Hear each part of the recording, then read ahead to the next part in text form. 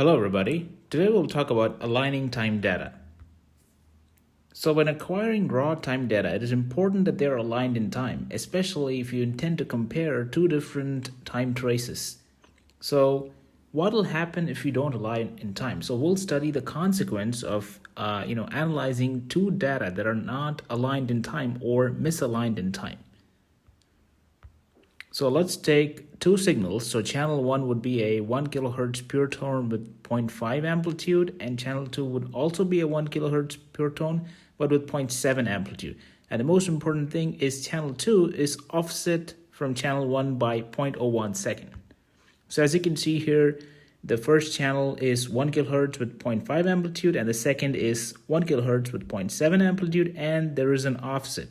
So the 1 kilohertz 0.7 amplitude starts after a time period of 0.01 second. So they're clearly not aligned in the time domain, which is why there is a difference. Now, what will happen if we perform the analysis at without properly aligning the traces? So if you perform an FFT, you wouldn't see any change because the FFT doesn't have a time domain representation. So there is no time value here. So it can be anything in time and still you're going to capture the spectra. So there's not much change in the FFT spectrum, but if you compute the overall level or the level versus time, you're going to see something like this. So this is just an approximation, but on the y-axis you see the level or the decibel and the A weighting, and the x-axis is the time. Since the two data are not aligned in time, you see something like this. The sound 1 starts at time 0, whereas sound 2 starts after an offset of 0.01 second. Now, if you see a graph like this, it's not easy to compare because for the first 0.01 second, there's literally no sound 2, so you can't compare sound 1 against anything. And the same is true for the last 0.01 second, from 0.04 to 0.05, you have sound 2, but there's no sound 1. Again, sound 2 cannot be compared with anything else. So we cannot establish a meaningful comparison between the two data. So this is the error that can occur if you do not align data in time before processing. So we'll rectify this. What we'll do is we will align the data. So the same example with 1 kilohertz, 0.5 amplitude and 0.7 amplitude. And this is how it'll look like because they both are aligned in time. There is no offset.